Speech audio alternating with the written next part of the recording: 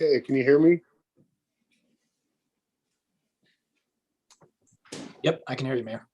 Okay. Well, we go ahead and get onto the regular screen so I can see people. I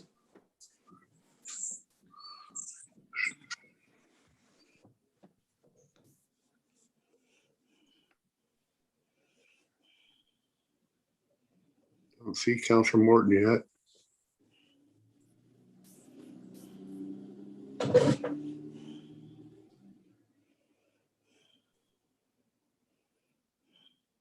But we got enough to get started. Matt, you ready to start recording? Yep, we're good. Okay. Okay, so I'll call this council work session to order. Today is Wednesday, June 2nd. The time is 1 p.m. I will open it up for visitor comments. If you'd like to make a comment, please go into the lower part of your screen, I guess, and raise your hand. I'm not seeing any guests. Maybe is Kelly Smith here for? Kelly Smith has her hand up. Yep. Okay, Kelly, go ahead and unmute yourself. You're good to go now, Kelly. Hi there. Hey guys, everyone. Hey, sorry.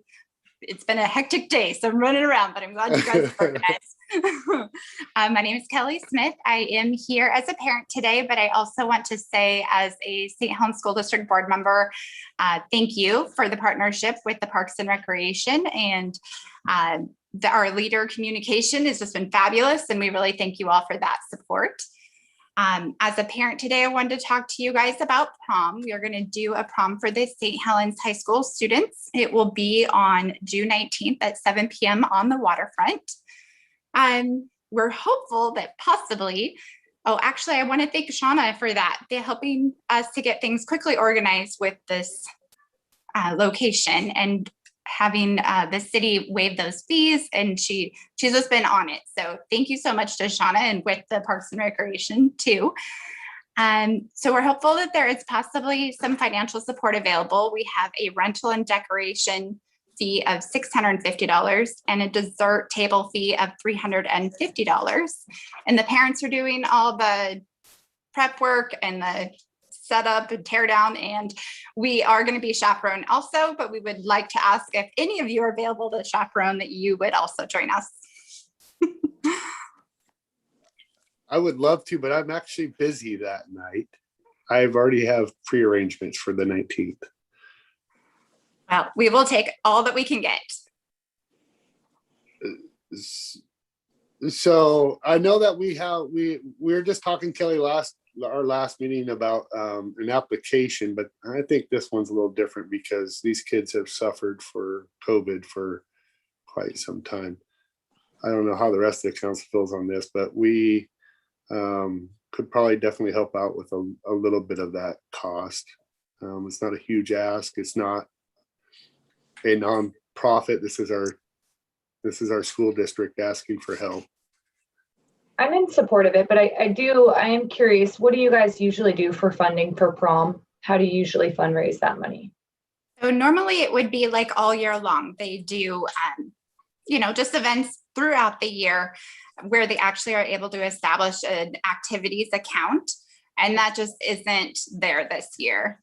We have lowered the fee to actually get in. The gate fee will be $15. at the door and $10 in pre-sale. So hopefully the students can just show up and actually get to have that event since they haven't gotten to do any group activity like this the whole year.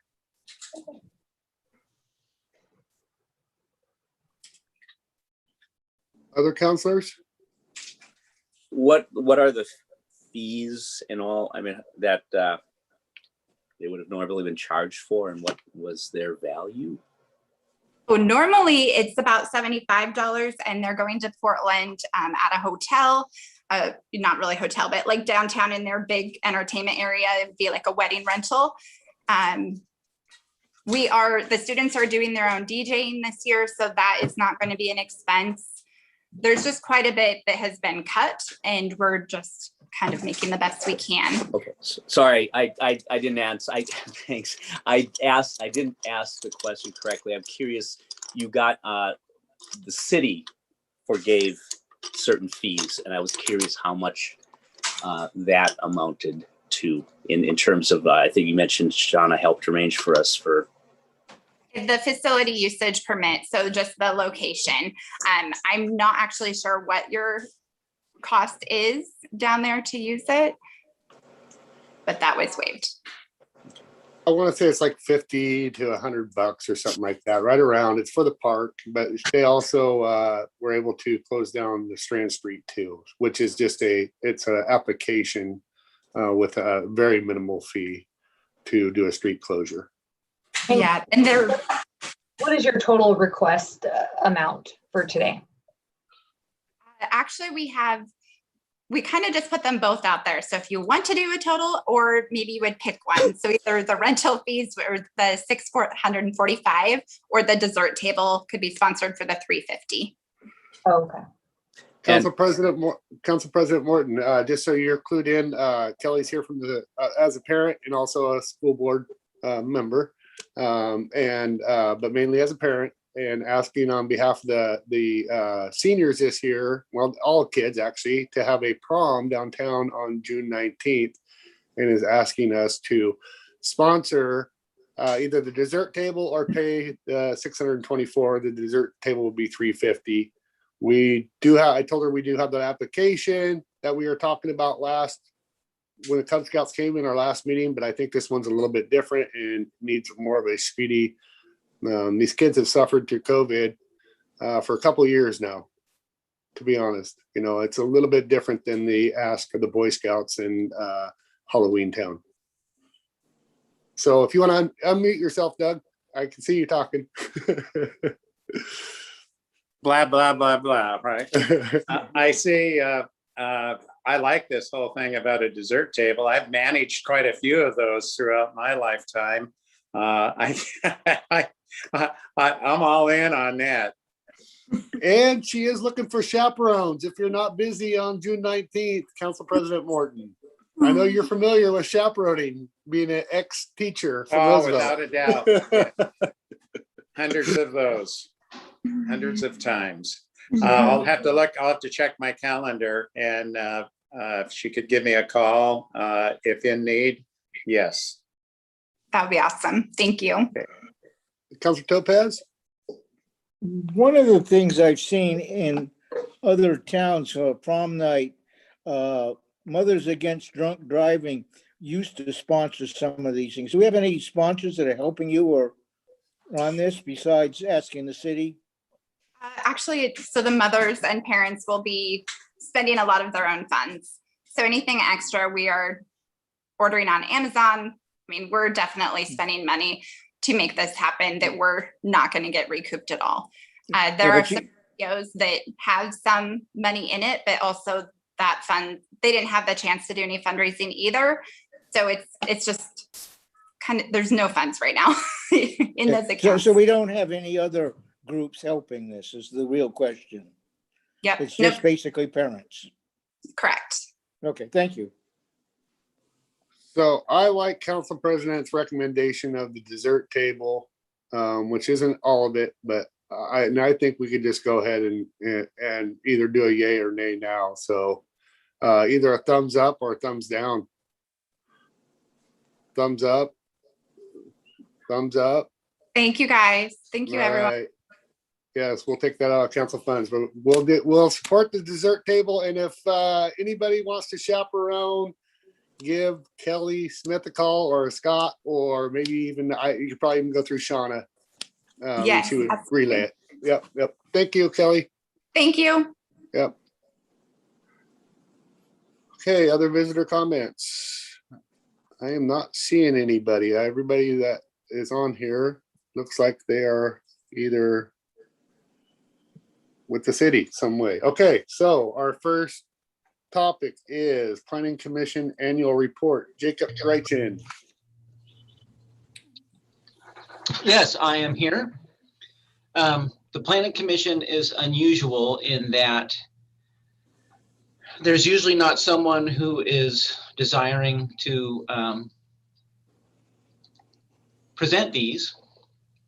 And the Planning Commission usually does not have to look for work to do like other commissioners and committees do.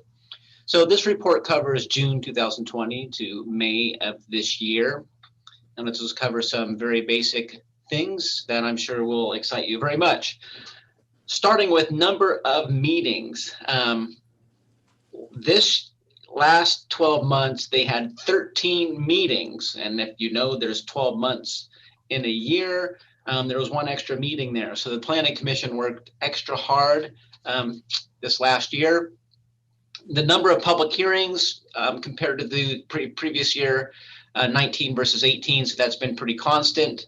The Planning Commission either reviews informally or gets sent the decisions of several of our land use decisions.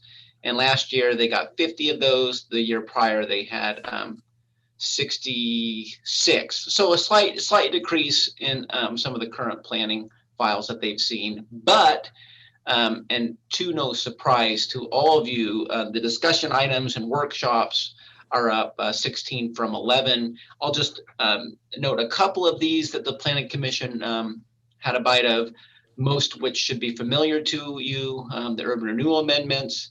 There was a right-of-way vacation recommendation on 2nd Street, the good old Bennett Building, or for people who don't know what that is the utility billing building next to City Hall. That stuff's running along nicely.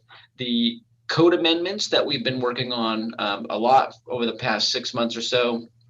And finally, the St. Helens Industrial Business Park Master Plan document. The Planning Commission also acts as the architectural or the Historic Landmarks Committee, and some developments in the Riverfront District require review, architectural review. And there was 3 of those last year. The year prior was 2. As far as projects and process, the Planning Commission's pretty burnt out on code amendments, though we know that we have more coming up, but we're kind of giving them a break. And we have a lot of stuff to give them this summer as well, starting with the high school renovations, which we anticipate giving them in July, along with the city's recreation center, assuming that the sale is 100% complete by that time. So as far as future plans, the commission is reactionary.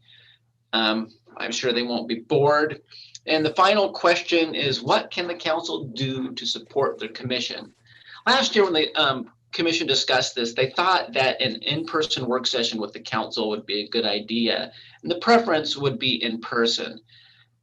With COVID over the last year, that's been a problem. And so we never met. The commission still desires this meeting, but if it has to be virtual, it has to be virtual. Could be at the council chambers, the recreation center. There's a variety of locations. I don't know if you'd want to have that be one of your public forums, a discussion with the council and the planning commission. That's up to you.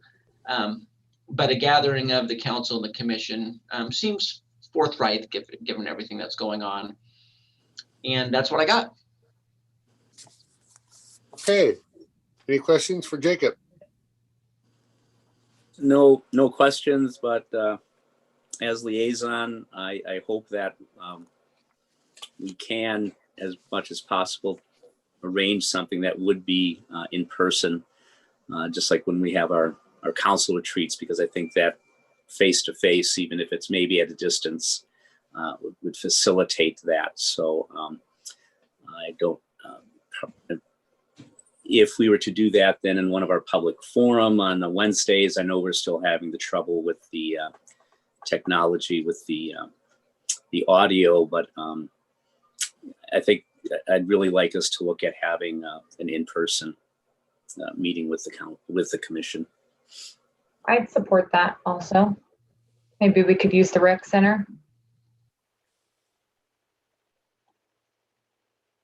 Does anybody, That's a great idea, and I think that's long-term overdue, way long-term overdue. And so, do we wait until the masks come off? Do we have an indoor with? Do we wait till things safeten up a bit to where we can get a little bit closer, a little bit safer, and work through that? I think that would be meaningful. so Council President, maybe wait a few months, see how the dust settles as far as COVID, meeting in person, and reevaluate then? Would that be a fair? Yeah, I saw President, where I read where we were 68% of getting all our shots to where things open up, like if several other states have opened wide open. And once we get past that 70 percentile, that's when it'll happen. I'm just thinking maybe even in September might be somewhere in September would be a good time to have that. After the summer madness? After the summer madness, yes. Okay, that sounds good. As long as we have a target to kind of look towards, so we don't forget. Since last year, we didn't really have that opportunity. All right. I think that's it for questions, Jacob. Great, thank you. All right, thank you.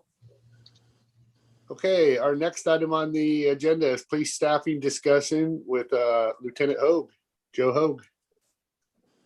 There he is. Thank you. Everybody here okay? Yep. That's a first. All right. Thank you so much for giving me the time to do this today. We want to talk about some staffing issues that we've seen over the years at the police department and that we're currently seeing. And even more important, I think, a bigger concern we're going to have 2 to 3 years from now with some officers leaving due to retirement. And I think we were going to put a PowerPoint up. I'm sure it will happen. See? Look at that. There we go.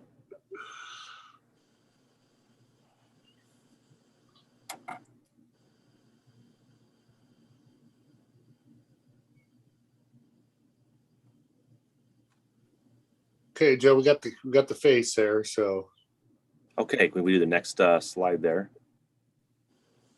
Okay, so where we're at right now is we have 23 authorized employees, which gives us 20 sworn officers and 3 non-sworn.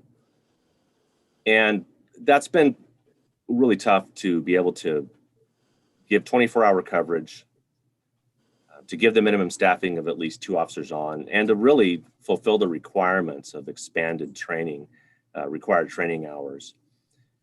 A staffing study conducted in 2012 identified the need for 26 sworn officers. And really since that study, the population of St. Helens has increased by over 2,000 residents.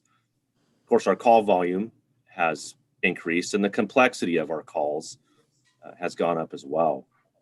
So we have 2 vacancies right now, and that's putting us at really 18 sworn officers. And we're having a difficult time filling these positions. And I'll get into that a little bit later on of the trend we're seeing and why that is. So this has been going on for a while where we've really been talking to other agencies and really doing some comparisons about why people are getting into law enforcement, why they're not. And we, of course, have had some discussions with our own staff about what their plans are in the next, few to several years. And what we found, which has been really the trend over the last 4 or 5 years, is that 3 to 4 of our officers are considering leaving St. Helens Police Department to work at some other agencies due to the increased pay and benefits these agencies offer compared to St. Helens PD.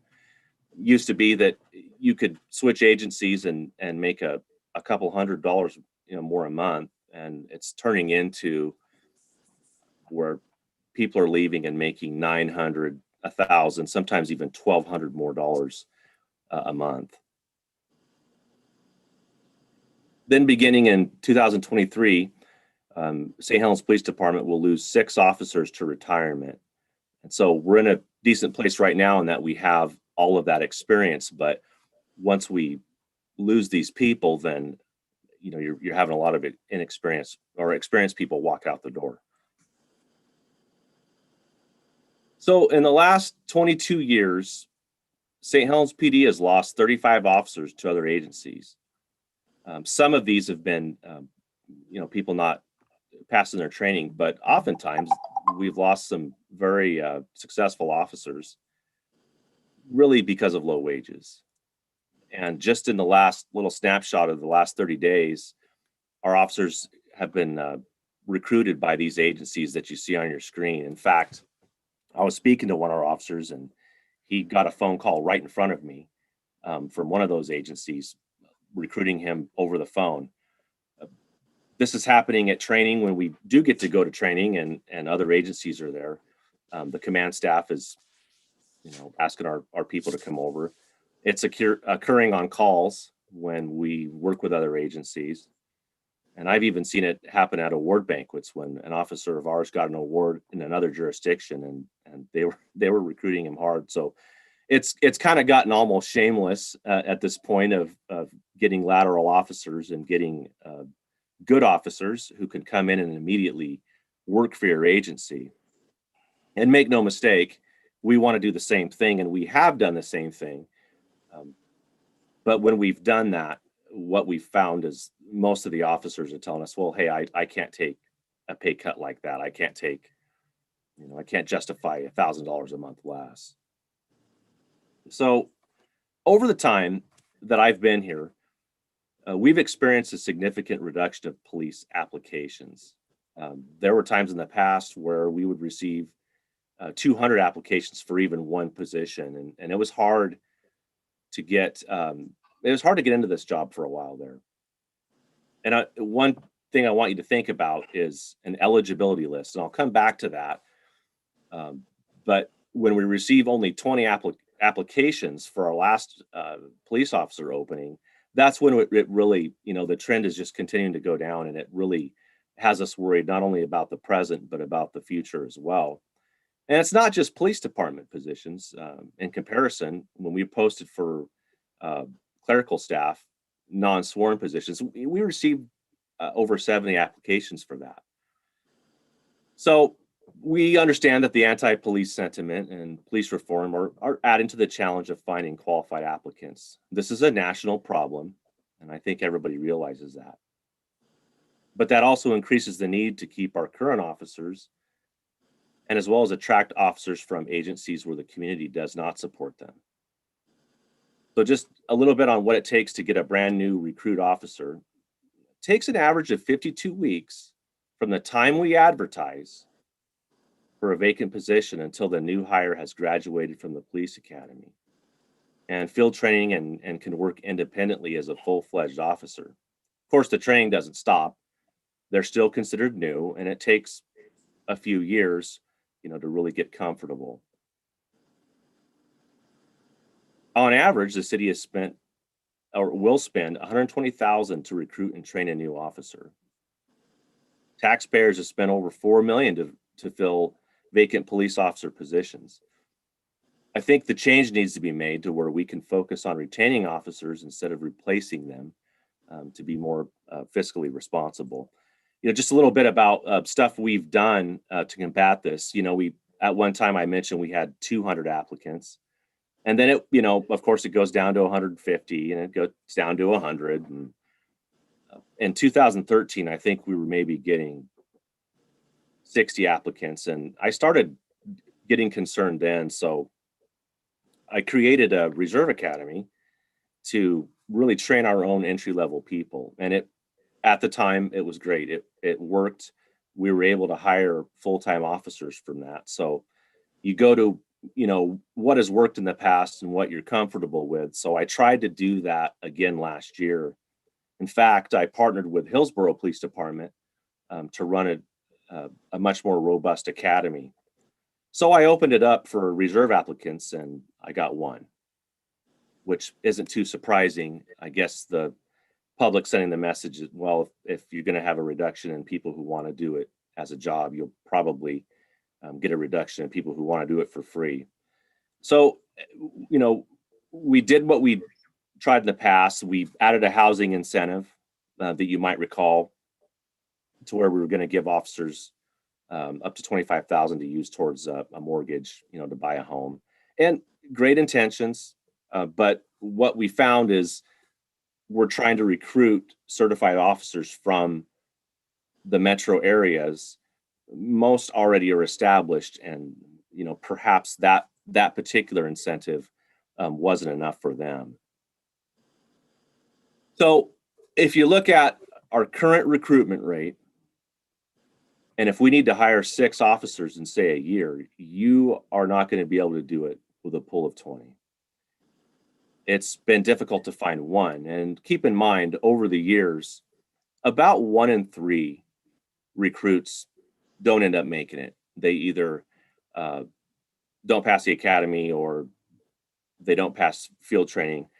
We're not going to lower our standards. So we really are one of these agencies now that's aggressively pursuing lateral officers. SHPD will have to look at making significant changes to our service levels and how we operate if we continue to be unsuccessful in filling these vacancies. So keep in mind, these people that are going to retire in a few years, these are, your most experienced people. Those are your trainers, right? Those are your supervisors. We even get offers to, for chief of police positions from, other cities. So I spoke about eligibility lists, and I think one thing that we've been doing is just trying to take a bite one at a time, where we have one officer leave and we try to get one qualified applicant. You really need a robust eligibility list if you're going to fill 5, 6, 7 positions. You need really a list of about 15 people. Now, some of those are going to get hired by other agencies before you get to them, but you will never be able to fill that many positions going, one shot at a time. Next slide, please. So if we find ourselves short 6 or more officers, these are the following changes that will soon follow. And we want to keep these. We want to keep 24-hour coverage. The citizens need it. We need it. We are the only law enforcement agency in Columbia County which provides 24/7 police coverage.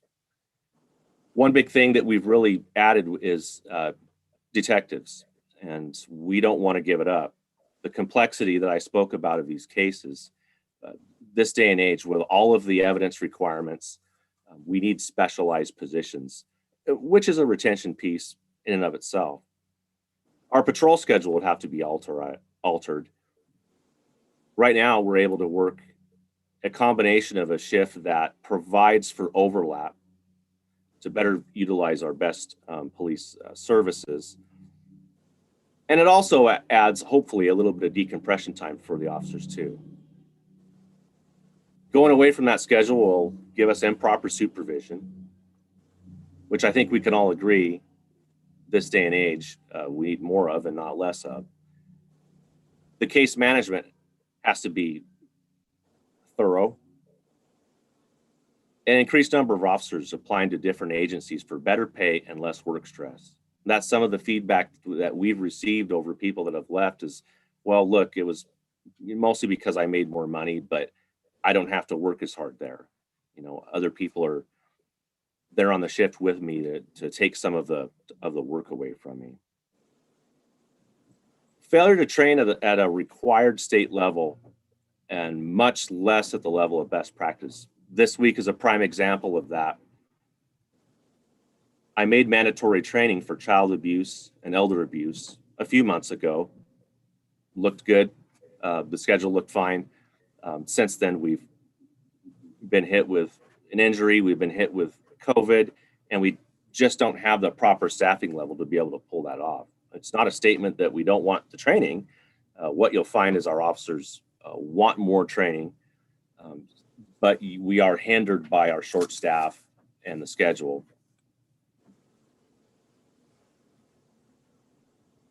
So this actually was made about a week ago, this slide, and that's what our detectives are working on right now. And I think one of the things that I see police departments do is they start pulling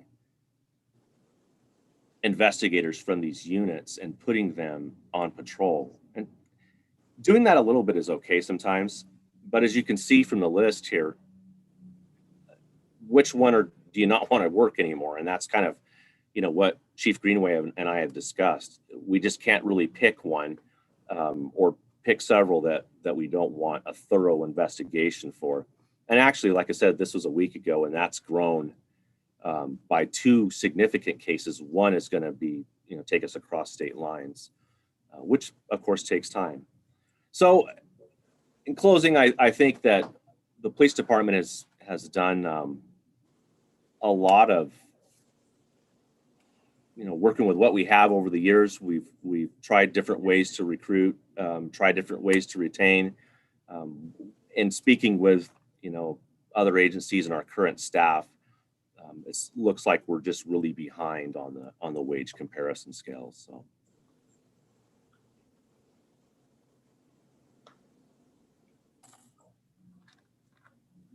So Chief Greenway and I have been working with Matt Brown and John Walsh on some of this stuff. And I don't know if Matt, you wanted to speak more of these. Yeah, thanks, Joe. I can jump in a little bit. I think our city administrator, John Walsh, emailed out last night a copy of a potential memorandum of understanding, which is if the city council would like to put that on for approval tonight, that is up to you as a city council. But to quickly kind of go through what is on your screen right now, what you're currently seeing at the top here is the current Police Association salary schedule. And this would be for salaries as of the next fiscal year, okay? And what I really would like you to focus on is the patrol officer. And we have a 5-year contract with the St. Helens Police Association. And in that contract was negotiated 3% COLA increases over the next several years through the end of the contract, which is 24-25, okay?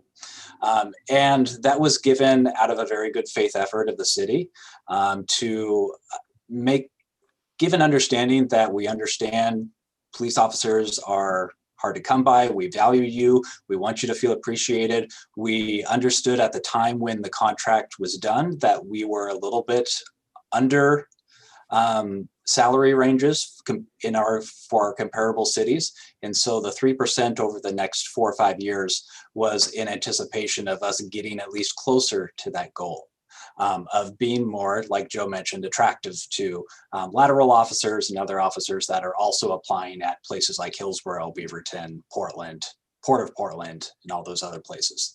So what you're seeing here is where the salaries would be if we stuck to the current contract. And so you'd see a patrol officer in 24-25, their top step instead of the 61-21 would be 66-89. In the current contract, there's a little bit of a breakdown of how much a police or how much of a detective makes compared to a patrol officer, how much a corporal makes. So there's a little differential pay in positions, and that's just represented here. And then in a current contract, we have vacation accruals. And this, as you'll see on the next page, is one of the areas that we looked at for trying to be more competitive and comparable to some of the cities that are out there. And then currently the city of St. Helens does not offer any lateral balance transfers. So this would be sick leave or vacation or anything, or specifically sick leave, that we've seen other cities offer lateral employees.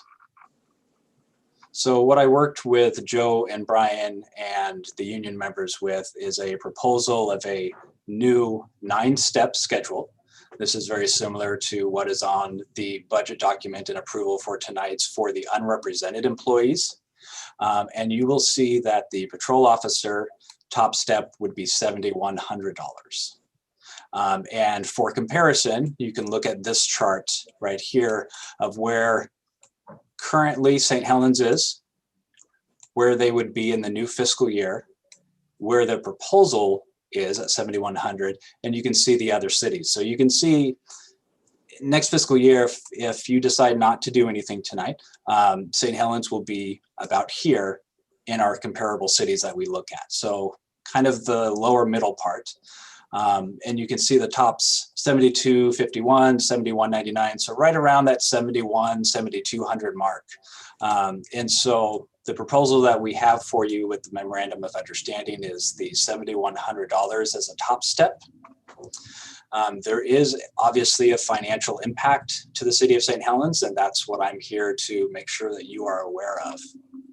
That over the next several years, this will cost an estimated $240,000 for the city each year for this change. There are funds available to help pay for this in the way of ARPA funds. So COVID relief funds that we will be receiving over the next few years that has to be spent. This is a recognizable expense in the list. So it can help with this $240,000 over the next 2 to 3 years.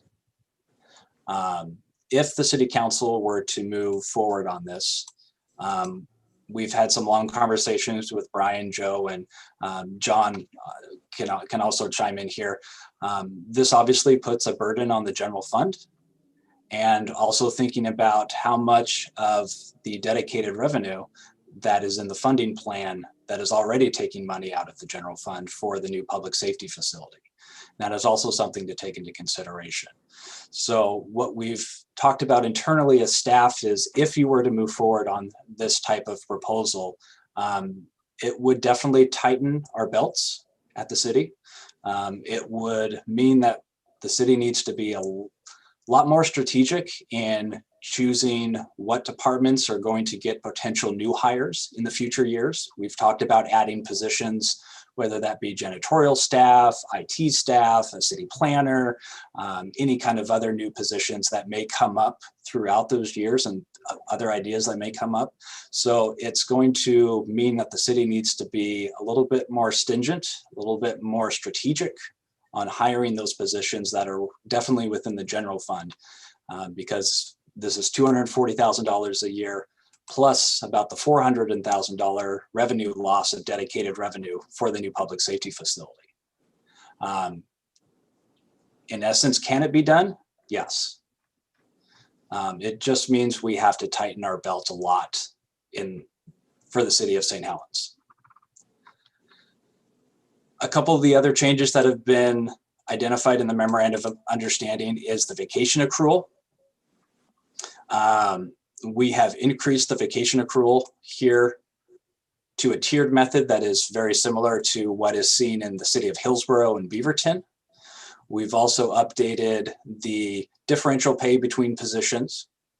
We've also added a lateral officer being able to begin with 40 hours of sick leave in the bank. We have heard that many times from officers that don't want to come in because they've got to start from the bottom, so to speak. Using the tiered method up here for monthly salary ranges, which will determine where between 1 and 9, where somebody starts for a lateral officer. So if somebody comes in from, say, the city of Forest Grove, and they have 19 years of experience, they're going to start automatically at step 8. So they're not starting right back at 0 at the beginning. So that's definitely a good incentive to keep lateral officers interested. And then we are also proposing that currently we have a contract with the St. Helens Police Association that goes through 24-25. We know that Hillsborough and Beaverton, you can see up at the top there, who we used the most comparison data from, their contracts are going to be up in 2022 and going back to negotiations. What we didn't want to do is make this change and then have some set COLAs for the next couple of years. And then by the time 24-25 comes around, we're back at the bottom because we didn't increase our COLAs enough to keep up with everybody else. And so with that in mind, the idea is that in 2022, once the contracts are completed with Beaverton and Hillsborough, that would give an opportunity for the City of St. Helens and the Police Association to come back together and review those contracts and talk about what is an appropriate COLA over the next few years to keep up and to ensure that the city is competitive for police officer positions.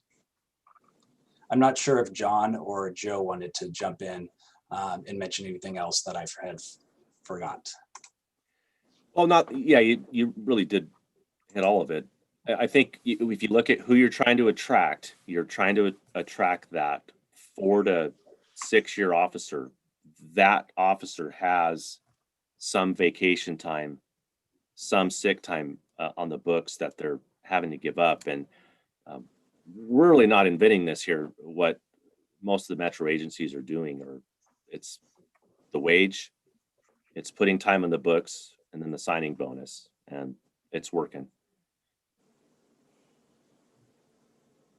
And John, you're on mute. Back on mute, back off mute now. So, yeah, I would just say that this is part of a, that's more broader strategic plan for succession, and succession planning to that next generation of officers that, we've done pretty well, had a lot of long-term experience on the department, and we see this wave coming. We're trying to prepare for it, and rather than let it get caught in it.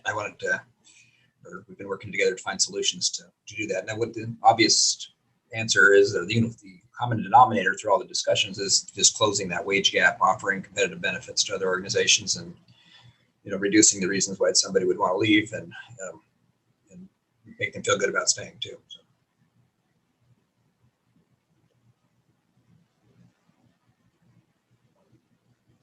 Any questions from council?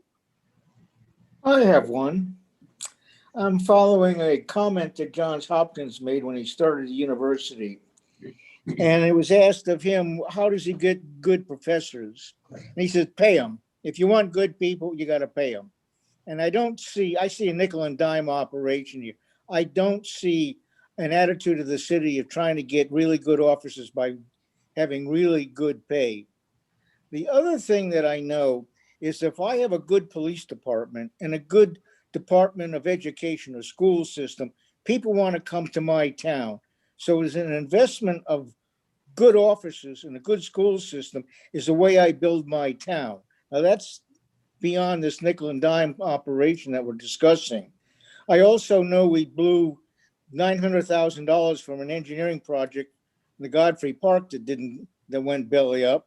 And I also know we blew $735,000 in not collecting rent from the marijuana grow operations. So don't give me, we got money, we don't have money, we need a 17-cent or a $20 improvement, or we have a lateral. Let's get a good department and pay for it. We need it for our town. I mean, it's going to take a change in philosophy, I agree. But I think we ought to change the way we look at it. I'd like to state for the record that it's false that we blew $900,000 on the Godfrey Park engineering project, which was a subcontractor that messed up, and that the marijuana facility was a purchase agreement. And this is going to be the way our meetings go from here on out. And council, if you hear something, please feel free to step in. If you know that there is a half truth, by myself included, to correct me on my half truths. I don't think we're a second-rate police department. I think we have what's happening out there is changing, and that we have some brilliant officers who are seeing it and notifying us of what's going on.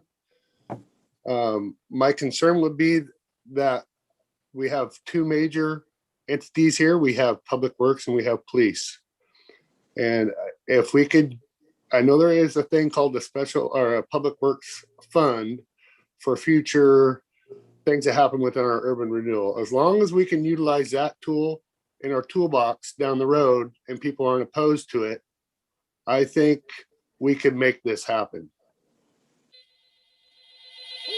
Mayor, I didn't say they were second rate. I wanted to be first rate by a lot more. That's why I want to raise their fee above everybody else. Excuse me.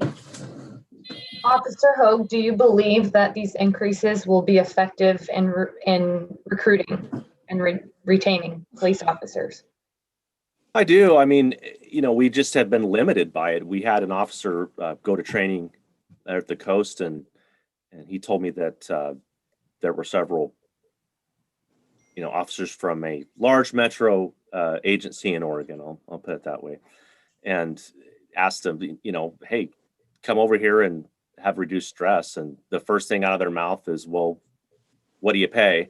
And for most of them, it was going to be $1,000, $1,100 less a month. And that's hard to sell on your, you know, to your family and your mortgage and all that. So, yeah, I mean, I think it's definitely something that we have not tried. I do believe it's going to work. You know, my crystal ball is only as good as anybody's, but it's certainly not going to, I think we're using the term competitive. You know, Matt used the word competitive, and we just haven't really been able to compete for those big eligibility lists over the years. And I think, right, you know, you put this in there, there's really nothing holding people back from applying. Okay, thank you. Thank you for your insight. And I just wanted to say I really respect all of the homework that you guys did and the work that you put into this. So thank you for all the info. You know, I'm just sitting back here thinking too, and we're a growing city, and there's no doubt 2,000 residents, more residents, and that also within our SDCs that allows our Public Works to utilize some of that money for some of the things that needs to be accomplished too. I just want to make sure that, are we going to be able to utilize that tool if needed down the road in certain areas of as long as would it be most of our work along or even just abutting the urban renewal, could that work in that fund I was talking about that we heard a presentation from Independence? And that would be my question to John Walsh.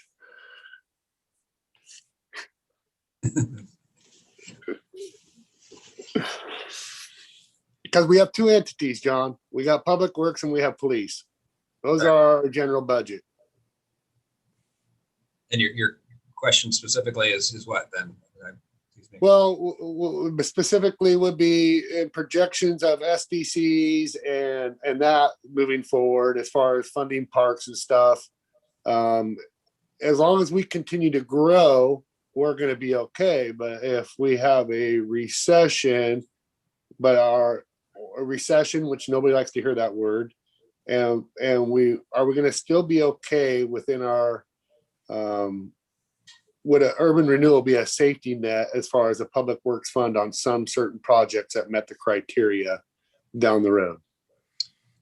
So we're very fortunate that we're in a period of growth right now that you see all the growth and development that has all new utility customers, new broader tax base, across the spectrum. More residents is good for the city. I guess there's a saying that says you'll have the things you choose to afford. I don't know who wrote that, but it's just really a matter of priority and making sure we have a safe and healthy community, and supporting public safety is paramount to that mission. And it may come at some point to sacrifice other things. But in the immediate horizon, we're in pretty good shape. So. You almost answered my question. John, if I can chime in and maybe help a little bit on Rick's question. Yes, the Urban Renewal Agency, when it becomes healthy and dependable, can help pay for some administrative costs that are in the general fund. which will indirectly help free up money to help pay for things like public safety in the future. Yeah, it's an indirect. So Yeah, I've got a question for Joe when you're finished with this discussion. And I think Matt answered it pretty well. You know, I just wanted there is a little bit of flexibility there. So just looking to the future. Don't forget about the money from the federal stuff too. So that's Yep. also something to consider. Yep. Okay, Hey, Doug. my question, Joe, tell me, kind of reflect a bit about on recruitment, and you mentioned briefly about the getting a mortgage, obtaining a mortgage, and I believe that's a sum of, is it 20,000 or 25,000, something like that. Can you enlighten me just a bit about how many individuals in the past several years have taken advantage of that, and how many have come close to taking advantage of it? And if they haven't taken advantage of it, why not? It's a good question. We have had, I think, 4 or 5 officers do that and take advantage of that program. They were already working here. I think it started out as a recruitment, get people to apply here. It then turned into, well, if we have existing staff, they should be able to do it too, which is great. It didn't get any additional officers here. It did help some newer officers, get that first home, which is great. What we're finding from the recruitment standpoint is when we're trying to get people from other areas, the metro areas, most of these people, again, that have been working for, an agency there for 5, 6, 7 years, already has, a mortgage there, and maybe aren't really interested, unfortunately, in moving to St. Helens. And that's what the market has really, been for us. It's, well, we used to really want everybody living out here, and then, we couldn't quite compete with that. So it's been effective, maybe with the retention of the first 5 or 6 years, but there's no evidence it's been effective for recruiting. Yeah, that's an interesting answer. What crosses my mind is, it's only 5 or 6 officers in the last 5 or 6 years, or whatever the hell ever this has been going. I can't recall exact amount of time, but I think it's been about 4 or 5 years old. Right. Okay. So what would be the, okay, so that's 25,000 times how many people have gone for that? What would be the money savings issues if we doubled that and say 50,000? Okay, and would you think that only that would be a carrot? Because and would that be cost effective? Did you consider that in your proposal or your study?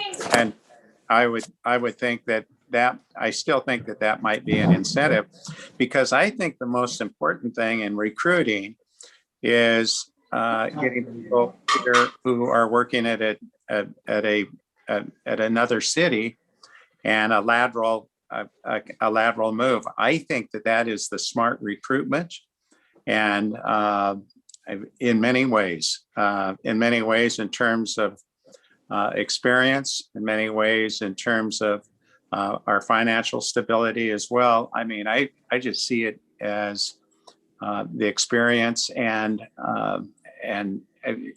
it's seamless, and I like that. No training that's going to cost and set us back a year. So I think that's why I think that's the highest priority. And in that sense, that's one of the reasons that I think if we don't move up to your expectations of where you want to be, I would consider it not meaningful if we didn't move up at all. I mean, that would be unacceptable to me. I see a move up, but the question that I have is, okay, how far? Topaz wants to go up above Beaverton and be at the top of the list. I think we could move up a bit. Where you're asking, I'm not quite sure. And where this lateral kind of pursuit kind of thing, looking at some other options might be beneficial. How time sensitive is this? How is your proposal? Yeah, I mean, I really think that getting the wages increased now to then start recruiting and getting the word out and being able to fill a few positions first, but then really going on a big recruiting tour, if you will, around 2023, 2024, to where you have that eligibility list to prepare for these retirements. And that's that kind of succession planning that I'm talking about. We all know what kind of officer that we want. Are we going to be able to get a half dozen, 7 or 8, in a matter of a year? At this pace, I don't think so. Going back to increasing, your question about increasing the housing incentive, it just wasn't something that, I think we did a lot of listening, Chief Greenway and I. We're not always good at that, but this time we did and listened to people of why they would come here, why they wouldn't. And that just never came up of, you guys really should increase that. Good point. Thank you. Councilor Berkeley, go ahead. Yeah, I agree with Councilor Topaz. If we were able to afford right now getting us up there, actually, when I was looking at the MOU, when I saw that 7,100 figure, I was thinking, oh, that'd be a great starting salary for a great step one to get officers here. Okay, that's 9 years down the road. But frankly, I really do value the work of even new officers, being paid that amount. I don't think we can do that now, but I certainly do think that the proposal for the MOU now, with the 7,100 being a step 9, is certainly a solid move forward. And we may have to tighten our belt in some other areas, but we can do that. I just believe, given the nature of the work that you do, Lieutenant Hogue and the chief and all of the staff, people talk about teachers being stressed. Okay, well, I'm dealing with 6 and 7 and 8 year olds, and I put my time in and stress, yes, but I can't. I would not even dare compare that to the same type of stress to which our public safety and law enforcement officers, what they have to endure. So I'm solidly behind right now the MOU as this first step, and maybe as we continue to prosper and recession free, we can even look at getting ahead of the game with some of these other agencies. So I just want to express my thanks to the work you've done and for laying out a clear case that this is something we have to get ahead of. And then the priority is getting that salary, a solid salary. And then I agree with Councilor Morton. That is, we could maybe look at some of those other incentives. But I do believe, the first thing people are going to look at is what's that monthly wage? What are the current benefits? If they're lateral officers, are they going to also get some credit for their time? in other agencies, including vacation time. I'd say let's make sure we move ahead with that, but then continue the discussion for other incentives. Right on. I agree with that. I don't want to kick the can down the road any further. It's time. We need to stand behind our police officers and make sure that they could do a good job at retaining good police officers in our future. So I agree. Okay, I hear loud and clear. Well, I was gonna actually looked over and I seen Matt had his hand raised before you, Councilor Topaz. I was just Okay. gonna recommend that we put this on tonight for an action item. It sounds like everybody's in favor. We do have an executive session after this, and we have a public hearing at 5:15, which is gonna be a lengthy one, it seems like to me. So I'm trying to also keep people on task. If you want to have a dinner, so Matt, if you had something crucial, go ahead and interject. Just really quick, the cost for the 7100 plan is about $250,000. If you were to raise it to 7200, that jumps the cost to about $315,000. If you jump it to be the top, currently at 7250 to beat out Beaverton, or at least match them, it would be about $330,000. So a bit of a difference. And I will say one of the reasons why Joe, John, and Brian and myself decided on the 7100 was because there are some areas where St. Helens does have better benefits. And so Excellent. by reducing the wage a little bit through the other incentives and benefits, health insurance, stuff that the city already does offer, we feel that we have a very competitive salary when you look at everything as a whole, in addition to just the salary changes. And also in the MOU is also the understanding that in 2022, the city and the St. Helens Police Association will have an opportunity to sit down, Absolutely. reevaluate how the program goes, and if any other additional changes or things are needed, that would be a good time to talk about those. Yep. Okay, so Councilor Topaz, unless you have something Yeah. crucial. Oh, one thing, we're talking about costs, and a lot of groups put a circle around this group.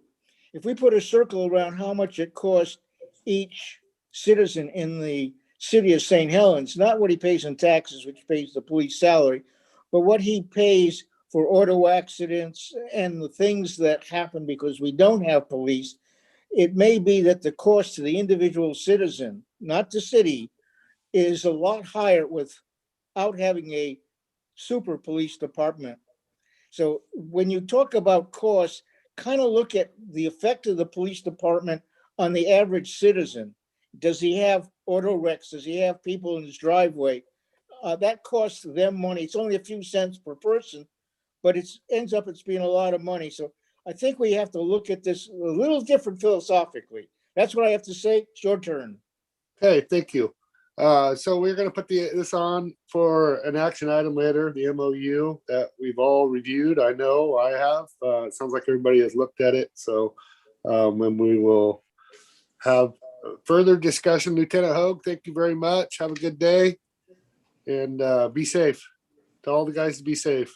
Mayor, do we need a vote on that or a thumbs up on that one? No, we can just put it on for an action item later Got tonight. it. Yep. Perfect. Okay, our next item on the agenda is a discussion regarding status of Arts and Cultural Commission and Youth Council, and I will go to Rachel Berry. Hi, Rachel. Well, hello. Thank you, Mr. Mayor, and hello, Yep. counselors. Yes, I am just here with a brief update, and this is part of our strategic planning work under Goal 1, Effective and Efficient Organization.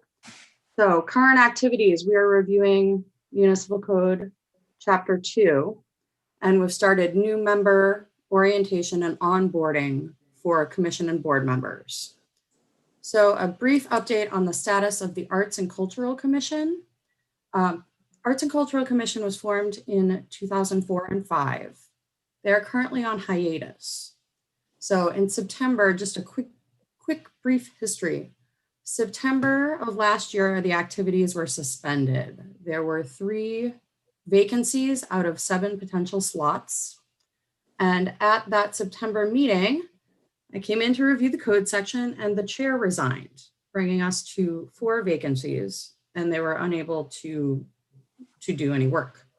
The staffing includes leadership by Margaret Jeffries and recording support from Dawn Richardson, our utility billing specialist. Counselor Topaz is liaison to the group. So went ahead, put it on hiatus. I followed up in February with the 3 remaining members. One member is really interested in project-based work and has gone over and is active with the recreation program, doing that project-based work. There is one other former member who is kind of generally interested, and then the third member was unresponsive. So for the past several years, they've done wonderful work. It's been very project-based. The stated purposes in code are, and I'm sorry to read some code, but that's what's happening. There are 6 stated purposes. One is encouraging opportunities for recognition of arts and culture in the city. Second, providing coordination and communication among groups. Third, identifying funding sources to help secure funding as necessary. Identifying groups and organizations that could bring art and cultural activities. Providing liaison and recommendation to City Council. And development of a 5-year plan for arts and cultural activities.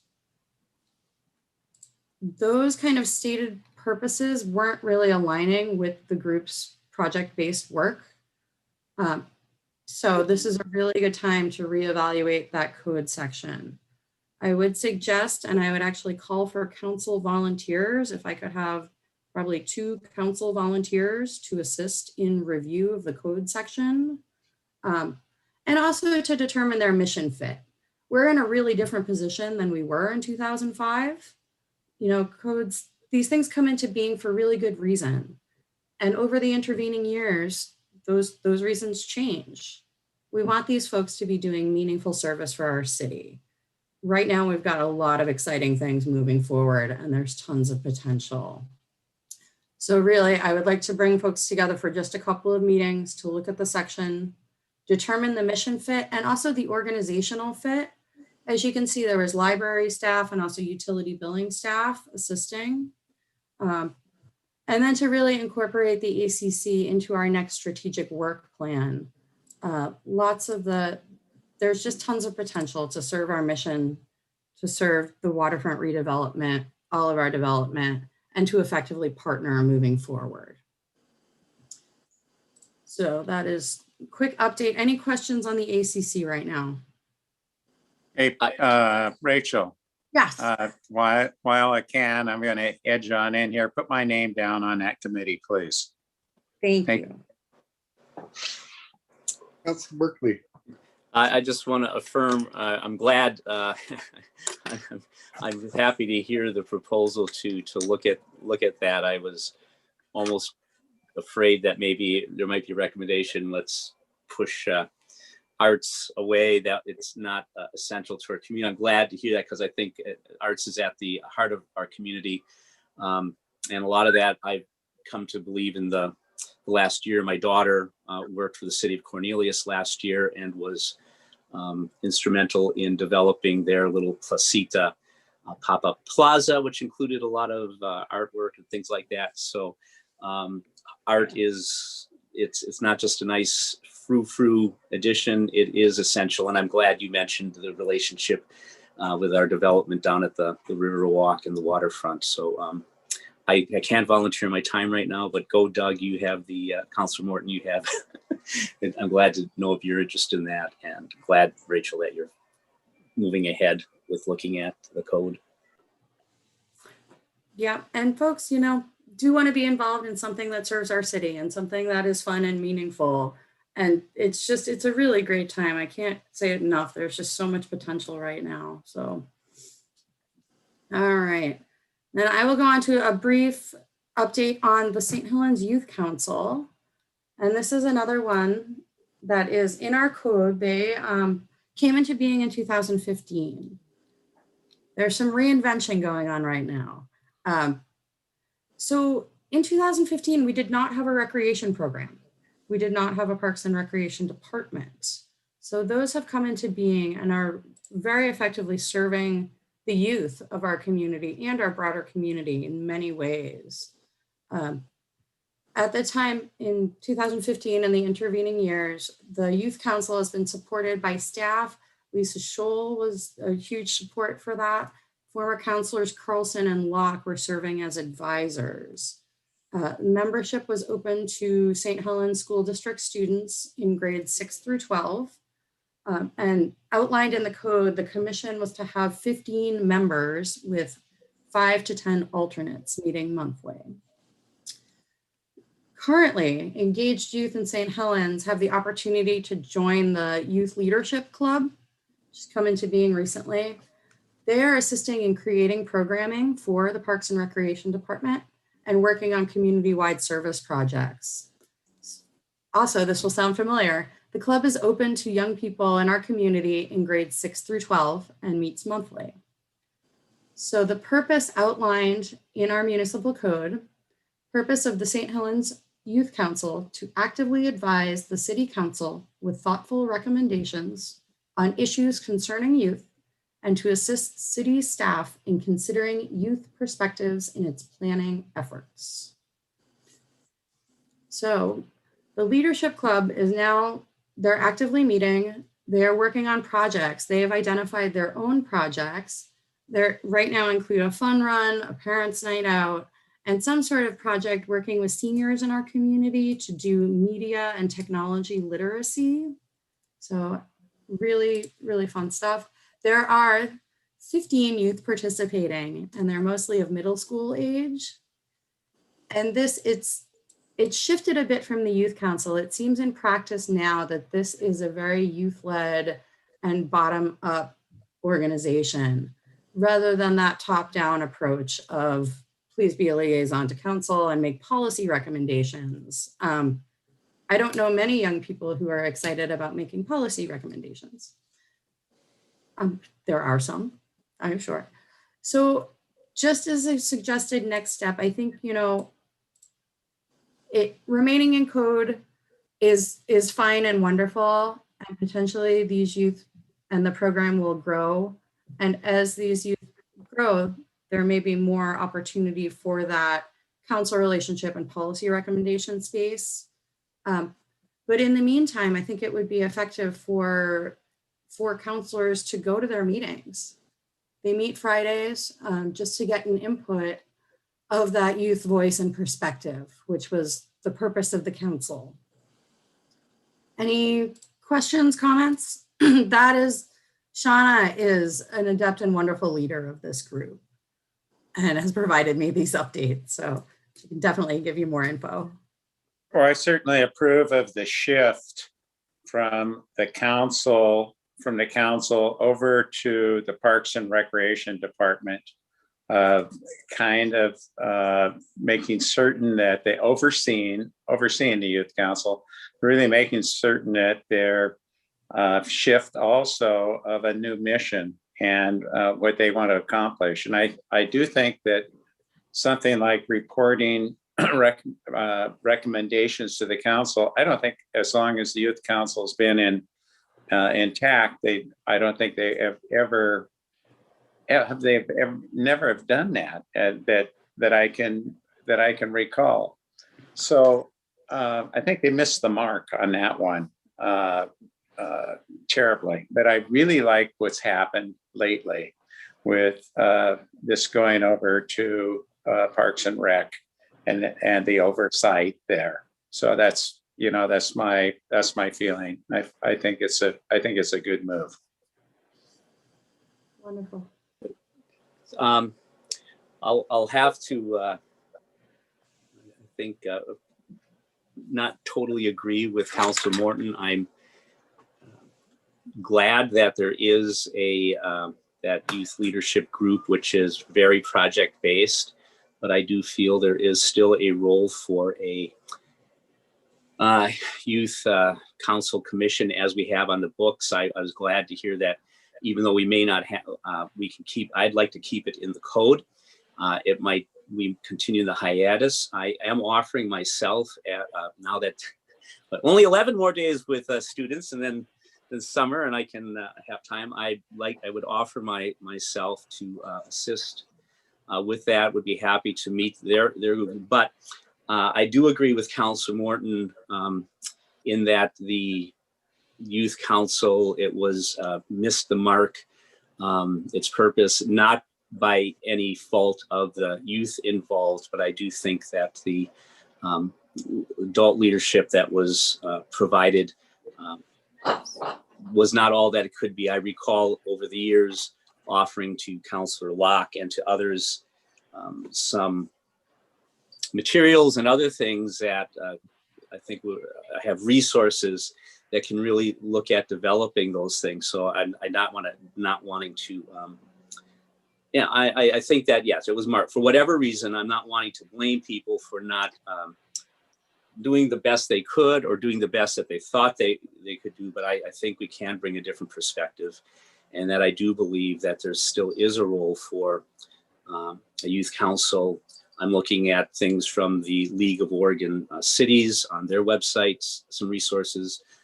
Hillsborough, Cornelius have some effective youth councils that are not just project-based, but do try to get students involved more in policy things. So I would like us to look at that, and I offer my services to take a look at that. That's wonderful. And reviewing the code, it's wonderful and heartening, and it showed a lot of foresight on the part of our city and our city leadership that we value the youth voice and we value that input. And that was the way at the time to try and get that to happen. And now with the development of the rec program, it's really shifted, and we're really taking a lot of the youth ideas to the street. So, and I appreciate your volunteering, Councilor Berkeley. Thank you. Mayor, one of the problems that Rachel has pointed out, and it's not a surprise, is we set something, basically the rules in concrete, and then the world changed around us. And these groups really didn't have the flexibility to change. And I think as we set this up or reset it up, the ability to be more flexible, both in code and what we do, has to be incorporated. And the world's gonna continue to change. So to say, this is your job and only your job forever and ever, I think is just the wrong way to go. We've just got to build in flexibility somehow, and that's not an easy task. Yeah. And thank you for that. As part of this review, I'm going out on June 14th to the Parks and Trails Commission and also the City Library and Library Board to review their section and try and account for that, Councilor Topaz. Yes, things changed, right? How can we be more responsive and better meet our mission? And that is what I have. Thank you. All right. Yeah. Look forward to seeing what you come back with. Appreciate all the hard work, Rachel. Thank you, Mr. Mayor. Yep. Good Thank afternoon. you. Yep. You too. Okay. Discussion regarding St. Helens Municipal Code 232 council elections. John Walsh. All right, thank you, Mayor. So this is a topic that I wanted to bring up because it's been on my mind for many years. And it's we're getting into overhauling the draft for you for the administrative section of our code, chapter 2. There's a lot of things that are out of date and need to be updated. And one of the things that other communities do, is you have options for elections. Some cities have what we have right here, where it's by a seat. Some of them have by wards, but represent certain territories of the city, and others have where just the top vote getters get the position. So currently, we model the counties where they have the 3 seats, and they run against positions. In contrast, I suppose the city of Scappoose runs, and it's the top vote getters. The mayor runs separately, and then if there's they have 7 council members, so it's whatever the rotation is. There's in that election year, the top vote getters 2 vote getters would get the first 2 positions if there's 2 positions on the ballot. So your ballot would look like it would have all the councilors' names that are seats are open and any new ones. And then it says incumbent if you're incumbent and not if you're not. And then you just pick two, right? Or as many as there were. And then they tallied all those up, and the most popular votes get the two seats. That's an option. I wanted to get your reaction to what that might look like to change to that. It seems to be a more representative form of government to get the top vote getters into the decision-making seats. So there's no decision. It's just a discussion. We're planning a seat today, but as we get closer along and the amending the code, we'll come back to you with that. But if you have any initial reactions to that, I'd love to hear them. So. I like it.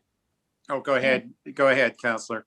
Well, I'm probably going to be, I don't know, a little in opposition. I know that this is how Scappoose does their elections, and I'm just not really a fan of it. I don't feel like, I understand that the purpose is to better, represent the voices of the people, but I feel like the way that it is does do that right now, because they're able to run for, people are able to see the certain positions and, who's running in those certain positions. So I don't know if it's really worth changing it.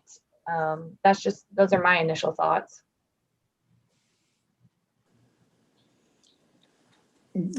A hero's parade is always down the wrong street. Sometimes you need somebody with a particular specialty, and not a whole lot of people like that. But when you have 10 spots and 20 people, okay, but when you have 20 people and only one spot and you just kind of add up everything, you really don't know what you're hitting. It sounds so nice, but it doesn't make for an effective operation. It makes people happy for the first couple of months, but it doesn't make an effective operation 2-3 years down the road.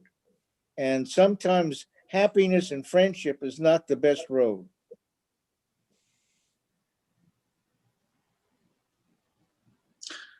I kind of like it for one reason, but I do think that the mayorship should stay the way it is, and I think that's important. And then with the rest of the council concerning, it seems to me like it would. Jessica makes a good point about, look, if there's a position there that you really want to go for, and you feel that there's a counselor, a weak counselor in that position, and you feel adverse to that, and you want to change that attitude that one counselor has, and go up against that. I think that's pretty healthy. But I think in the long run, if all council people are running for the same mission, the same kind of thing of issue of being a team once they get on the council, that the entire vote or the vote entirety, however you want to say it, I think it might work. But other cities have gone for it, and I don't see much opposition in it. Anyway, I appreciate John bringing that forward. There's arguments in both ways.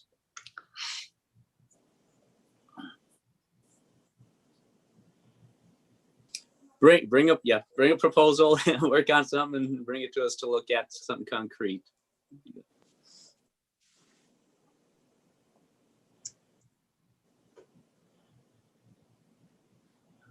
Trying to unmute myself here, and I'm touching the wrong side of the screen. I'm okay either way. I think it does work for Scappoose. Pick 2 or 3, or I think it's 3 or something like that, and because they have a larger council than us. Either way. I mean, I don't mind the position side either of things. It makes it more competitive. I just either way does work. I know the voters vote for a reason. So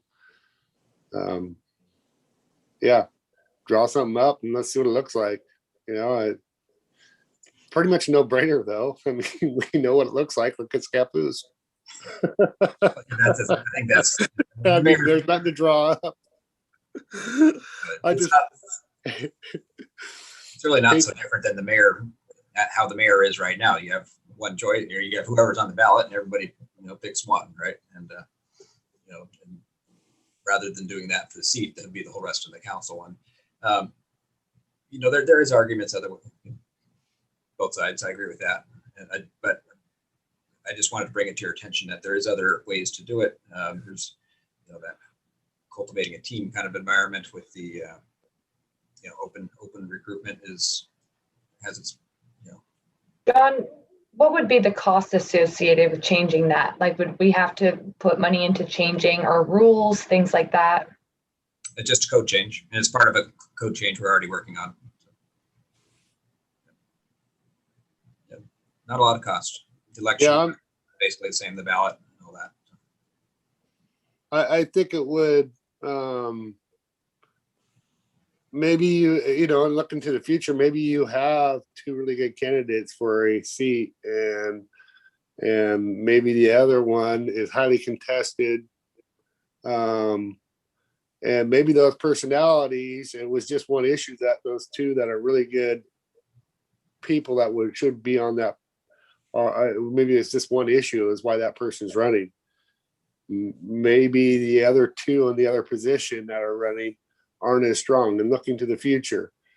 That's where the city would not be as beneficial as well, because it would really be more about what are you going to bring than the individual that you're running against, because then you have four in a pool and it's like you're running on what you're going to bring to the city instead of maybe sometimes what is wrong with the city. But they both work. I mean, this is politics. The smear campaigns work. We know that. We've watched it. So, but I just think with smaller, I think with smaller politics that might be a little bit of benefit to do it the way Scappoose does. I'd like to see a citizen survey on this. Yeah, that's not a bad idea. They're the people that would be voting, so I'm curious to see. Put it up on the website. Yep. Give people something to talk about. That's actually not a bad survey or a forum or something like that. There's no sense of urgency with this at all. But no, there isn't. Not if I heard support, indifference, and I don't know, Councilor Topaz, I didn't get a sense of where you were at with it. But Well, I'll jump in here. One of the things, if you have, we'll say one pot and everybody votes and pick the top of the pot off, you basically are going to end up with people voting only in one direction, only one interest. If you have it spread around, there are people who think in a different direction, and they may be the irritant, but causes everybody else to think, but would not be the popularity of the single pot election method. It depends what you want to do. To assume that everybody's running has the same talents and the same abilities, that's just impossible. None of us have the same abilities that the other people have. We bring to the forefront what we bring to the forefront. Some strengths, some weaknesses. So that, to say that everybody's on the same team doesn't mean everybody's the right tackle. That's the problem with, we'll say, a bunch. And I'm leery of a bunch, most popular people. It somehow never seems to work out. I want to know what people think, and I'm going to vote for kind of what they want, what they point out that they want to run for. It may not be the most important thing that the city needs, but I want to see a separate and individual attitude. That's what I'm more interested in. So, hey, John. Favor of the way things are, or that's what I heard. By position. I think that's what I heard. Yeah. Councilor Topaz. Okay. I'm just trying to get a sense of where the group's at. I know. We come back with something something that you want to see. So It sounds like okay is like, yes, that's what he meant. I believe so too. Yes. And he's shaking his head yes. So, okay, John, let's go on to our next item. all right. With your discussion, I'll announce it for those in the public. Discussion regarding the timber sale. And Matt, if you could put that in the packet there, if you have it handy there, the table. Yeah, give me 1 second to pull it up. So this is the results of this Salmonberry. We're calling it the Smith Timber Sale. It's approximately 92 acres up in the Salmonberry, the city's tree, sustainable yield tree farm. We put out 2 sections and got back 3 bids. So and there were 3 bidders. The high to low was 573,003 cents per thousand and on the low side, and then 652.36 on the high side, and that's to Interfor U.S. Timber Incorporated. And they're the national firm Stimson, and also a local logger, Pelham Cutting, also bid on the project. But so this bid is for the 92 acres represents. We've done 2 recent sales, and we've been really strategic about when we sell timber to try to hit the tops of the market. And this is really a good number. It's not our best number. 2018 we hit it, or 2014 we hit it just we had a really good high number. And then 2018, and this is kind of in between those two, just by a few dollars. So it's still a really good price, and just the difference between the high and the low is about $150,000. So we're happy to get that bid from Interfor, and this is on the agenda for tonight, and it's for your acceptance, and then we'll move forward with the contract documents. And, that should be about it. And within that, there's reforestation. There's a reserve for the timber management of the property as well. So. Nice. So we're a little bit higher than last year's, a little bit higher, right? Yeah, a little bit higher, but not as high as the one before. So we're just good. Just Okay. to clarify, John, you said that highest bid, that's about $150,000 difference between the other 2 bids, correct? Yeah, the other 2 bids are really close. So yeah, that $75. The other 2 companies more than likely had the same scaler go out and tell them what the timber's worth. More than likely they do that because scalers bid out to different companies. A lot of companies don't have their man go out. They'll ascertain. Sounds like those came in the ballpark with same scaling for the cruising the timber for those 2 companies. I noticed the same thing. I just go, whoa, they did their independent, they probably had their own cruiser do that, and he came in with a more realistic bid. That was my take on it. Yeah, $150,000 is quite a big difference, so. Yeah, it is. Well, and right now the market's is kind of really strange with there's a glut of lumber and shortage of timber, and Interfor is a foreign-owned Canadian company that has the horsepower to move that kind of timber through a lot of different markets, and the other smaller, more local players just don't have that resource. Is the answer I got back anyway from Brent Keller. So. Interesting. Okay, so this will be on tonight for approval. Okay, our next item on the agenda is review proposed application for city grant funds. Kathy, thank you for digging this old one up. And Kathy Payne? I'm coming. There she is. So yeah, this is the application that we used when we used to do state revenue sharing grants. And it's pretty thorough. So I wanted to go through it to see if there was things that if you want to make it more simple, because there's a lot of follow through with this where they have to give us their like a report after they've spent the money. They give us a report of what they spent it on, and not sure how in depth you want to be with the donation. Hey, Kathy, do you have any way of, you're really whistling, you got like a high frequency. I don't know if anybody else hears that. I don't hear that. Okay, never mind. It's my dog hearing. It's like a dog whistle really loud to me. Okay. Is that any better? No. Oh, No, sorry. that's right. To the rest of us, just Rick, unfortunately. Yep. So it's very complex and we need to simplify it.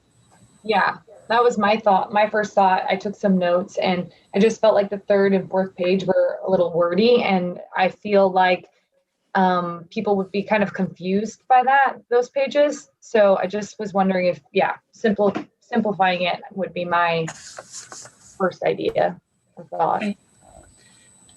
Okay, I can do that. Do you want me to bring something back to the June 16th meeting? You know, I think That'd if be you simplified it and gave one to the Boy Scouts, because I would like to at least give them the ability to fill it out. We told them we would sooner than later.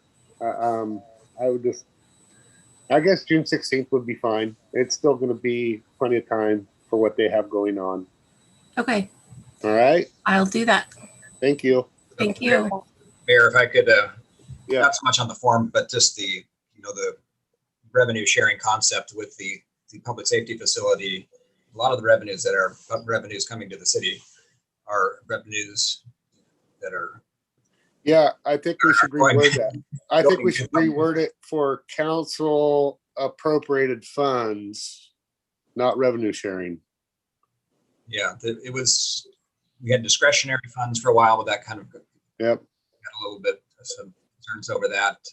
Community support, as I think most recently, is what we have as a budgeted amount. Some years it's been a little bit more or less, $10,000 to $30,000 it used to be. Yeah, maybe that should be what it's called then, community support fund. Could be. Yeah. Yeah. Because Everybody okay with the notion of revenue sharing is that we're, by the public safety facility is going to absorb a lot of that. Yep. So is any of the administration worried about accountability with this in terms of where that money goes? If there is an audit, that we do give out $10,000, $15,000 to some group and we don't follow up on where that money went.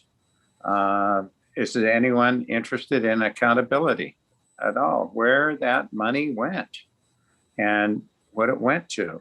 And I think just in a very simple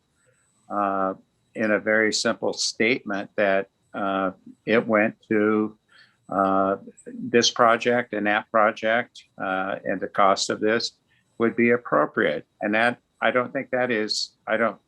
if that is confusing to anyone, then I don't think they're worthy of the asking of that monetary value. Well, I totally agree, and I think that's what the application would do. Doug would vet that Okay. for us and Good. also put that all in place. Good. Yeah, Okay. totally agree with what you're saying. Yep. Yeah. And I see what you're saying too, Doug, but my thought is that it would be just as easy for someone to come back and tell us how they spent the money with no proof of it. So, you know what I mean? Are we kind of chasing our tail with that? Yeah, I understand that, but it's accountability. The buck stops with the administrator and the finance director when they get audited, and they've got to have something in writing. And that's my issue. Just something in writing. Typically, we donated up to, since I've been mayor for the last 4 years, I think on the average is probably about $400 to $4,500 a year to different nonprofit organizations, people that approach you with this type of ask, just so everybody knows, that's kind of, I think Matt could probably even pull it up, could look and see that. Yeah. It's probably, it's right around 5, give or take, for sure, 5,000. Okay, I'll bring something back to the June 16th meeting. Okay. Thank you. Yep. Okay, strategic action plan updates, Matt Brown. I think the only strategic plan update is going to be discussed in the executive session with property sales, so I'm good. Okay. City administrators report, John Walsh. All right, June is always the meeting where we approve a lot of resolutions in one meeting. And tonight we're going to be looking at the something that's required to receive the state revenues, we're going to adopt the budget and the tax rate. We're going to do 2 resolutions about the compensation for employees. The first one is 1920 is the employee compensation plan for the collective bargaining agreements that we have to fulfill those, adjusting the wage rates. And then 1920, subsequent 1921 is about the unrepresented employees, and bring that all to your attention.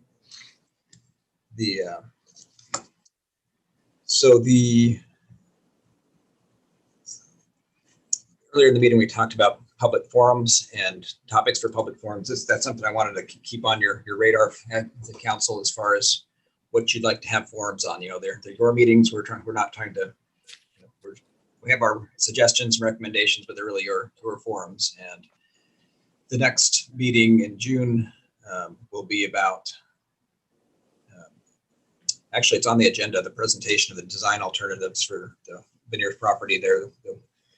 Our consultants are going to join us. So it could either be at the regular meeting, or we could pull it off as a forum if need be, but we don't have any forums for July or August. In September, we'd like to do something at the rec center to introduce the new rec center to the community and have a forum there, hopefully in person.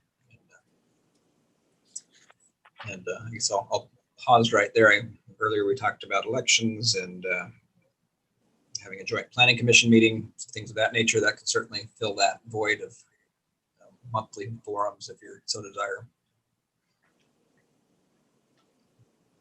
Does the council have anything that comes to mind they'd like to see to have forums on?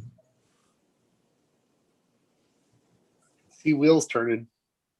The waterfront was always going to be a great forum.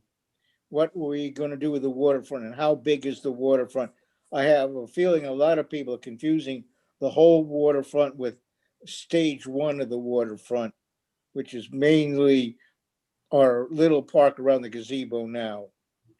I think we've got to be a little more clear to the whole community what the waterfront really entails.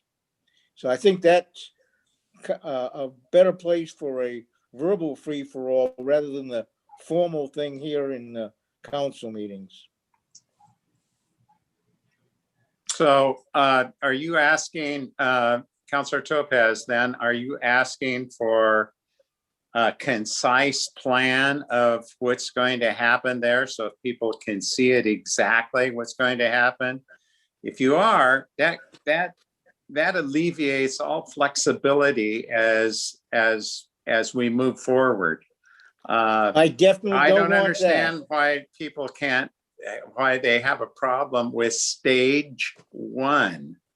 I don't understand what the misconception is. I think it's well communicated. I think there was visual saying this is stage 1. This is what else is going to happen down the line, all the way to Plymouth Street. So I have to kind of disagree with you a bit on this. I do think that we need constant communication. And I think the communication that went out was quite effective. I do disagree violently with creating a plan for that entire area at this point. As developers come along, as things move, it's smart to move it in stages. That's my 2 bits on what's going on. And I think the communication that has gone out is effective thus far. I'll disagree with that. Again, mainly by questions. People seem to think stage one, just conversation on the street covers the whole thing. However, well, we communicate it and we understand it on the street, that's not particularly so. I agree that we need flexibility. So I think at times we have to discuss more philosophy than exactly what cement block goes where. We need the flexibility. You're absolutely right on that. I just think we've got to be a little, sometimes more repetitive in giving our story out because it isn't totally understood right now. I agree. Councilor Morton, the city's done an unprecedented job trying to communicate. I also think I have had the experience with Councilor Topaz when I have engaged citizens in the conversation. There still is a lot of not understanding completely the phased approach, and we should continue to work on that. But I'm thinking one thought I had for perhaps a forum might have to do with just the whole. It might have to do with the whole urban renewal district idea, just helping people understand just what that is, our special enterprise zone, zones and the enterprise zones. Maybe some kind of forum about just how those are all connected as opportunities for development. A second one might be, forget how many years ago the connector plan, process, was proposed and looked at, and there was community outreach and forums about that, but perhaps revisiting that particular thing, because I'm sure as we talk about the public safety facility, we're talking about the roundabout at the intersection of Castor and 18th Street. But again, what's that whole vision going to be along that corridor from Highway 30 down to the riverfront and around, especially as we expand First Street and Strand Street. So something, perhaps another form just on that whole connectivity issue would be helpful. Well, personally, what I'd like to see is another SWAT meeting with, I know you managers have been meeting, but that hasn't officially happened with elected officials in quite some time. And I know that we are good at facilitating that type of meeting. We have areas to do that where you can invite, all the cities and port and directors of other agencies, and just to kind of revisit, we had a good game plan, but COVID happened and everybody kind of just, whoa. And just a reintroduction, a breath of fresh air, I think is vitally important. Good suggestion, Mayor. And that meeting that we had, the most recent one, was very effective. What's impressive about that, it's covered in the press, and the press is the catalyst to a lot of communication. So I like your suggestion. I think that would be very pertinent for us. And not that the city managers aren't doing their job and still meeting, but just we as a council have two new electors, right? That have probably not met maybe a councilor from Vernonia or Rainier. And so I think it's also about relationship building, and with COVID, and we were doing that. And I think that's really more importantly than also, what was discussed about the planning commission meeting is more about probably relationships and understanding of why we think one way and they think another way, maybe on certain issues, or maybe not, just relationship. So that's what I'd like to see, John. I'd like to, I think that's a great idea. It gets my wheels kind of turning about county commissioners and the port and just all these other big leadership of Columbia County. And I think it's really important that we talk as a county, so I like that idea. Us being the biggest city, I'd also like to find out where we're at with our city county dinners.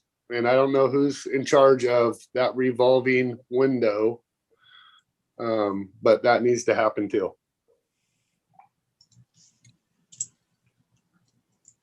All right, that was great. Thank you. That's yeah, I think there's a general sense of wanting things to be back to normal. But so moving on, there's a couple of things as far as council involvement with two big major projects, the Millard Road proposals for the request for proposals coming back next week, and also the request for qualifications for consulting services for the industrial business park. And that's more infrastructure related. If you'll recall, we had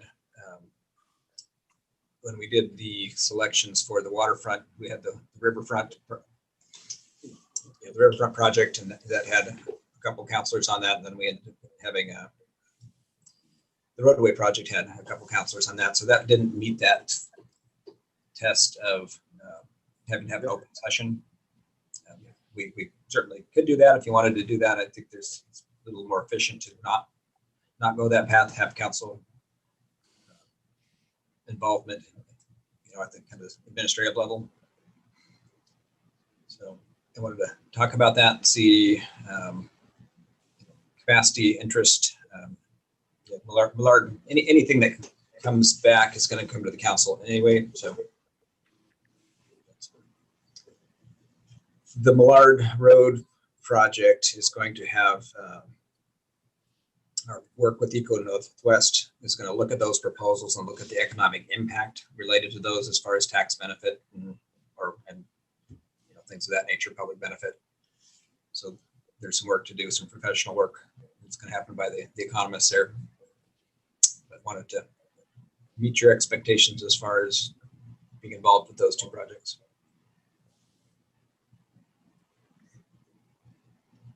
So John, has there been a lot of interest in that property? There has been quite a bit of interest in Millard, yes. So. And there are detailed proposals, and that's what Eco Northwest will obviously. How much, I guess my question is sometimes when you take the realtor out of the equation, you still make more, no matter what. Sometimes I'm just curious of why the benefit of Eco Northwest and the different proposals. They are going to look at either the ones we like the most, and let's look at the economic impact related to that, or the social. Or are we filling I don't even know what the proposals are going to be. It could be, subdivision. It could be just about anything. And it could be a private hospital. Could be a private hospital, yes. And they would look at those impacts, right? So they're part of their scope is to do that if we want them to. So if you get to a couple that you can't decide on, they can weigh in as far as benefit if you want it.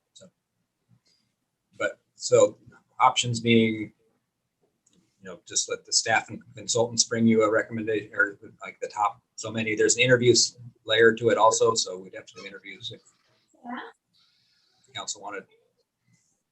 I would be interested in helping and just being a part of that beginning conversation.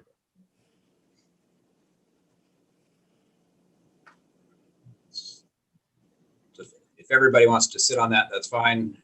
We can do it publicly. If just a couple of you are interested, then I think everybody's interested. I'm not saying you're not interested, but just being a part of that evaluation, the commitment of reviewing the proposals and sitting through the interviews and all the analysis that goes along with it. So would it be a top 3 or top 2 issue? I don't, I'm okay with staff and Jessica and whoever else, but I mean, the council, will we have like the final 2 probably, or final 3? How many applicants are there?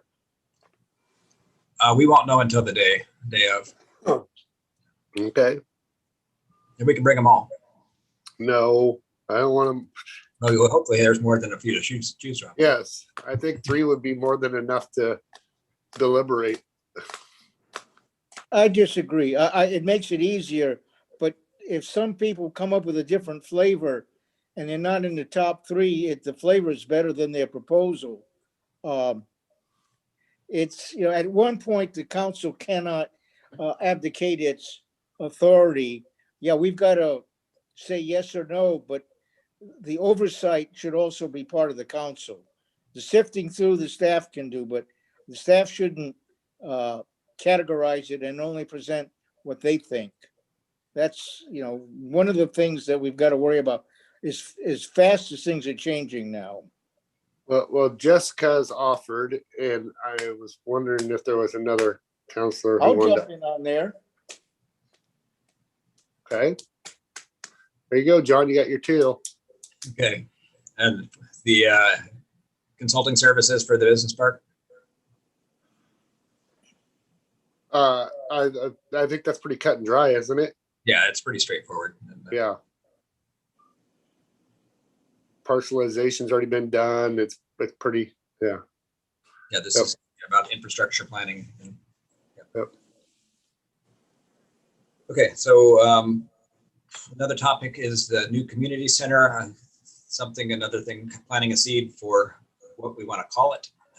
The naming of the center, whether it's whatever you want it to be. So if you want it to be named after somebody, you want to have naming rights, or you want to honor somebody, or if you want to just call it the St. Helens Rec Center, Community Center, just a whole host of things to think about right there. But that might be a good topic for a public forum down the road. That might be a good topic for a public forum. Not looking for an answer today, but something to be thinking about, and get a great idea. That'd be love to hear it. So. Yeah. So on the Riverwalk and the streets and utilities project on the waterfront, the waterfronts, we're meeting weekly at staff level. Technical advisory committees are both projects are just moving along really well. Just completed the survey on the Riverwalk. We had more than 500 people respond to that survey, so we're aggregating that information. Good, that's really good participation. So. On the next meeting on June 16th, they're going to talk about the roadway alignment alternatives, and that, as a refresher, is that the two options being the road closer to the bank to have bigger development parcels along the water, or the road being more central to offer a two-sided experience on the waterfront there. And they're going to come back with their proposals, recommendations. They have an economic analysis that goes along with that, and it should be a really good meeting. And you're going to be seeing a lot of the waterfront over the next 4 to 6 months. July 21st is when the concept plans for the Riverwalk will be talked about, only because we don't have a meeting sooner in July, certain first meeting there. So on the 14th of July, we have the Technical Advisory Committee for the Riverwalk, and that's at 4 o'clock. And Councilors Chilton, Morton, and Berkeley are slated in there. Two of you. So whichever two of you want to be a part of that.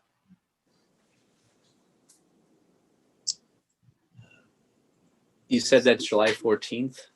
July 14th, yes, at 4 o'clock. Exciting stuff.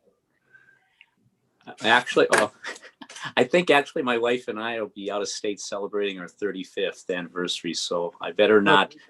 I'll double check before I commit.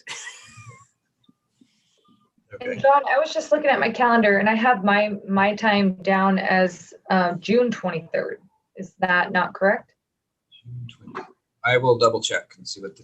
Okay. It could be that you're on two of them. So either date is fine with me. I want to switch it in my calendar. Okay. If it's in July. I still like to be involved with that as well. Okay, it sounds like you got Council President Morton and Councilor Chilton. Very good. And I'll take an open date whenever you need a people. Yeah, Councilor Tobez, you're on the TAC 5. You're the next meeting after that. So. Okay. And that date for the next meeting? I don't have it in front of me, but Okay. You'll tell me. We're making some progress on Main Street. Thank you, Mayor, for coming to the meeting the other day and being there to represent and support the program. And The group is working through a process to recruit members. We're working on a job description. We're really trying to put some city energy in here, some resources to get Main Street to back up and to support it, prop it up and get it going again. So. And then on this Friday, we had Jenny Dimshow and I are making a presentation to the IFA board, Infrastructure Finance Authority board, to secure the funding for the work on the riverfront. So it'll be a $14.5 million ask, and we've got a presentation together, and it looks really good. And don't expect any hiccups, but it's still a lot of money. It is a lot of money, but it's what, and that's through Business Oregon, is that correct?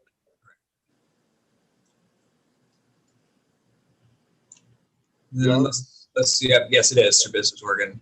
Yeah. Business Oregon. Is it enough money though? Well, it's enough at the interest rate, which is probably very low, to do some very good matching and all kinds of stuff with, I think. So that's not the end figure. That's just kind of the put butter on the plate. Yeah. Well, and that doesn't include city funds or the grants we've been able to obtain, and things of that nature. So, Okay. And hope to obtain.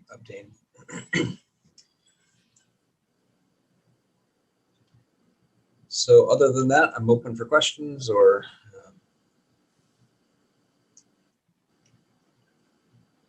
Anybody?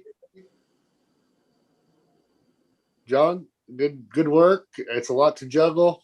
It's a big city, and you're managing it well. So we are going to go ahead and take a 10-minute break. We are perfectly right at 3 o'clock.